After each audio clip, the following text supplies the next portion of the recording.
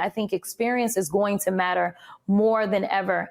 I don't have anything bad to say about James Tallarico. I'm sure people want there to be some kind of fist fight, but I don't believe in that. My issue is with those on the other side. But there was a reason that I entered the race, and it wasn't because of James Tallarico. It was because of Jasmine Crockett. Now is host of Planet Tyrus and Fox News contributor Tyrus. So, see, the answer is the world needs more Jasmine Crockett. Needs a little JC in their life. That's right.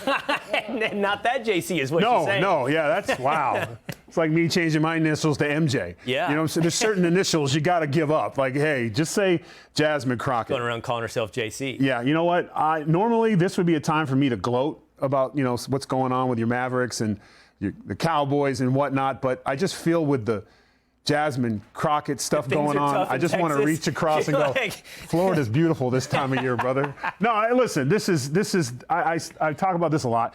This is media. This has nothing to do with the people of Texas. Jasmine Crockett, JC, team her, talk third person, fourth person. You have absolutely no shot because you're not serious and your time in the House is, if we put a highlight reel, it's of her in shouting matches. It's not her standing with a team of legislation they passed, laws they passed. It's who she's called names. And honestly, I'm going to be honest, as a guy who knows how to make fun of people, she's not good at it. She just calls you names. And then when the crowd doesn't react, she doesn't know how to stop talking. That's not going to serve you in a debate for Senate. She might not have a chance in a general election, but I do think she has a shot in a primary against James Tallarico. I personally prefer her honest, open, upfront insanity to his slimy, subversive fraudulence. So that right there is preferable for me when it comes to Jasmine Crockett. Still, to your point, her political talent is suspect. Yeah. And here's a great example. She said this at Vanity Fair. She said that Latino voters have a slave mentality. And that's going to be hard. There's a lot of Latino voters in Texas. And she's saying any of them that voted for Trump basically have a slave mentality. Yeah. Mexican Americans in Texas and different Latino groups, they're serious people. They want things done, just like we all are. When it comes to making sure there's food on your table, having opportunities to earn the most you can in your job, paying your taxes that aren't ridiculous, having safe streets, clean water. These are all things that matter to them. Someone like that who just picks groups out and attacks them, you cannot then come forward and say, I'm going to represent the state. Because the state, you can get away with this stuff in the House because I don't think Americans pay attention to the House like they do the Senate. When you're going into the Senate, Texans especially, Floridians, Texans, they take their voting serious. You might be able to pull this off in a place like California or New York where they vote off virtue signaling. That's not how people in Texas vote.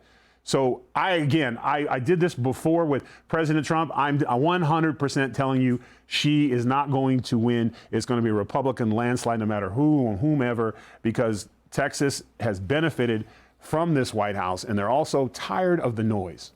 Well, there was an alternative White House that we could have had. It could have been Tim Walz as vice president. He's had a lot of his greatest hits, and they're coming back around, some of them. And you may have missed this one. This was from back in March, where he told us a little bit, Tyrus, about masculinity.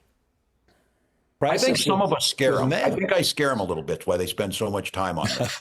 No, I'm serious, because I can fix a truck. They know I'm not on this. Yeah. I'm not putting this in people's grill. I don't know if my identity is not hunting. My identity is not football coaching. My identity is not, a beard and a truck. Because from the images I've seen, he doesn't know how to handle it. Okay, first of all, tough guys don't start sentences with, my identity is. It's true.